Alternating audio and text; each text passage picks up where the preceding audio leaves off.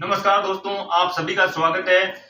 आज बात करेंगे पंचवीरों की। पंचवीर दोस्तों होता क्या है? पंचवीर की बात करते हैं जिनकी हिंदू धर्म के साथ साथ मुसलमान धर्म में पूजा करते हैं, उन्हें पंचवीर कहा जाता है। अब बात करते हैं पंचवीर में कितने लोक देवता शामिल है। दोस्तों पंचवीर में 5 लोक देवता को शामिल किया जाता है मारवाड़ प्रदेश के।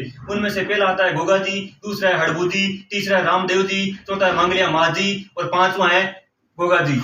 अब बात करते हैं अपने रामदेव जी के बारे में। दोस्तों रामदेव जी की बात करते हैं तो रामदेव जी का जन्म की बात करते हैं। भाद्र शुक्ल द्वितीया को 1405 ईस्वी में रामदेव जी का जन्म हुआ था, जिसे बाबेरी बीज के नाम से जाना जाता है। बीज का मतलब गुजराती भाषा का शब्द है, जिसे हिंदी में द्वितीया कहा जाता है, दूध कहा जाता है। बात करते हैं जन्म स्थान की तो रामदेव जी का जन्म उड़ू कश्मीर गांव शिव तहसील और बाड़मेर में रामदेव जी का जन्म होता है। बात करते हैं रामदेव जी के पिता का नाम अजमल जी तंवर था, जो कि तंवर राजवंशी राजपूत थे। रामदेव जी की माता का नाम मेणा दे था। पत्नी की बात करते हैं नेतल देती, जो कि अमरकोट पाकिस्तान के दलेल सिंह की पुत्री थी। रामदेव जी का वहां से ब्याह हुआ था। बात करते हैं वीरमदेव। रामदेव जी का बड़ा भाई वीरमदेव था, जो कि बलराम का अवतार माना जाता है। अब बात करते हैं गुरु बालीनाथ था। बालीनाथ का मंदिर मसूरिया पहाड़ी जोधपुर में है, जहां से रामदेव जी की यात्रा शुरू होती है, जो यात्री यात्रा करते हैं। गुरु का नाम बालीनाथ घोड़ा लीला था, जिसे रेवंत के नाम से जाना जाता है इतिहास में। और इस लीले घोड़े के कारण रामदेव जी को लीले घोड़ा वाला बाबा कहा जाता है। अब बात करते हैं रामदेव जी की बहन का नाम सुगनाबाई था, दूसरी का नाम लासाबाई था। सुगनाबाई एक तरह से बहन या बलराम की पुत्री थी, जो कि भतीजी थी। एक तरह से इतिहास 2 कहानी मिलती है इसकी। सुगनाबाई का ब्याह कुंभलगढ़ बीकानेर की राजकुमार विजय सिंह के साथ हुआ था, और उस विजय सिंह को पोखरण में ब्याह हुआ था और पोखरण दहेज में दिया था। अब बात करते हैं दोस्तों पोखरण रामदेव जी को किसने दिया था, तो मारवाड़ के शासक मलिकनाथ ने पोखरण रामदेव जी को भेंट किया था या जागीर दी थी रामदेव जी को। आगे जाकर रामदेव जी ने इस पोखरण को सुगनाबाई को दहेज में दे दिया था। उसके बाद रामदेव जी यहाँ से रूणीचा चल जाता है, और रूणीचा में एक पेड़ के नीचे बैठे थे। वहां पर डाली बाई आती है, एक छोटी बालिका, और रोती हुई आती है। रामदेव जी बोलते हैं बिटिया तुम रो क्यों रही हो? तो बोलती है हमारे यहाँ मेघवाल समाज में यापत बुराइयां और छुआछूत को लेकर यहाँ पर संघर्ष कर रहे हैं हम। उस छुआछूत को मिटाने के लिए रामदेव जी ने उसे शिक्षा दी, और उसके बाद उसको अपनी धर्म बहन बनाया, किसको? डालीबाई को, और कामड़िया पंथ चलाया रूणीचा से। अब बात करते हैं रामदेव जी ने 24 वाणी नामक ग्रंथ लिखा था। मुख्य मंदिर की बात करते हैं रूणीचा में, जहां पर 13 ताली नृत्य का आयोजन किया जाता है। और 13 ताली नृत्य का प्रमुख केंद्र की बात करते हैं तो रूणीचा है, और 13 ताली नृत्य का उद्गम की बात कर ले तो पालिका पादरला गांव है। दोस्तों अब बात करते हैं रामदेव जी के मंदिरों की। रामदेव जी का मंदिर पहला रूणीचा में जो मुख्य मंदिर है, भारत का सबसे बड़ा मंदिर है। दूसरा खूंडियावास अजमेर में, जिसे राजस्थान का मिनी देवरा या छोटा देवरा कहा जाता है। तीसरा मसूरिया पहाड़ी जोधपुर में, जहां पर बालीनाथ जी का मंदिर है। चौथा पिराटिया पाली में।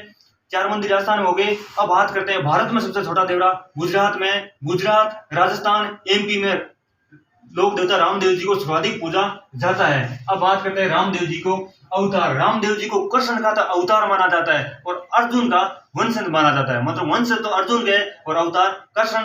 कृष्ण ऑप्शन में नहीं हो तो विष्णु करना है आपको, विष्णु का अवतार माना जाता है।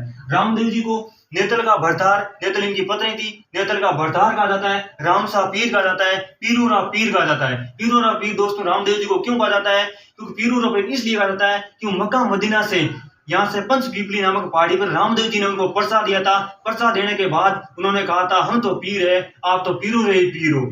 ये रामदेव जी को मक्का मदीना से आए पंच यात्रियों ने रामदेव जी को पंच पीरों की उपाधि दी थी। अब बात करते हैं रामदेव जी हृदय और कुष्ठ निवारक का देवता कहा जाता है। सांप्रदायिक सद्भावना का रामदेव जी को देवता कहा जाता है। राजस्थान के एकमात्र लोक देवता जो कवि थे, राजस्थान के एकमात्र लोक देवता जिन्होंने शुद्धि आंदोलन चलाया था। दोस्तों शुद्धि आंदोलन क्या होता है? अब बात करता है शुद्धि आंदोलन। शुद्धि आंदोलन यह था जबरन हिंदुओं को मुसलमान बनाया गया था। रामदेव जी ने वापस उनको शिक्षा देकर मुस्लिम से वापस पुनः हिंदू बनाया था।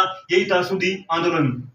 अब बात करते हैं रामदेव जी की बात करते हैं चमत्कार। रामदेव जी का पर्चा चमत्कार कहलाता है। राजस्थान के जितने भी प्रकार के लोक देवता हैं उनके पर्चे को चमत्कार कहा जाता है। अब बात करें रात्रि जागरण। रामदेव जी का तो रात्रि जागरण दिया जाता है, उनको जम्मा कहा जाता है। क्या कहा जाता है दोस्तों? जम्मा कहा जाता है। भजन ब्याहुले कहलाता है। रामदेव जी की जो रात्रि जागरण होता है, महिलाओं के द्वारा जो गीत गाया जाता है उनको ब्याहुले कहा जाता है। पूजा स्थान या मंदिर को थान कहा जाता है। राजस्थान में जितने भी प्रकार के लोक देवता है उनके मंदिर को थान कहा जाता है, पूजा स्थान को थान कहा जाता है। अब बात करते हैं रामदेव जी ने कांवड़िया पंथ चलाया था।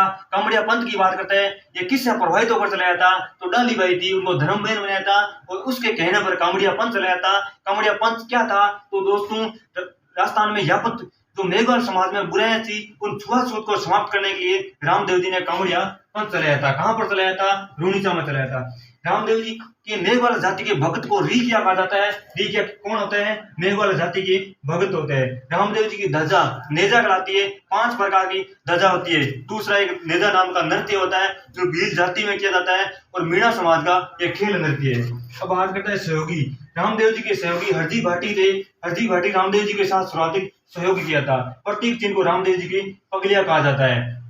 अब बात करते हैं रामदेव जी के बारे में। फड़, रामदेव जी के फड़ का वाचन भावरी या भोपे करते हैं। रामदेव जी के फड़ में रावण तथा वाद्य यंत्र का प्रयोग किया जाता है और 13 मंजीरें बांधकर महिलाएं नृत्य करती है, बैठकर नृत्य करती है। और इस नृत्य में महिलाएं काम करती होती, खेत में तो सब्जी बनाती हुई, आटा पीसती हुई ये नृत्य किया जाता है। यह था 13 ताली नृत्य। 13 ताली नृत्य का उद्गम की बात करते हैं पर तो पादरला गांव पाली होता है, लेकिन प्रमुख केंद्र रूणीचा माना जाता है।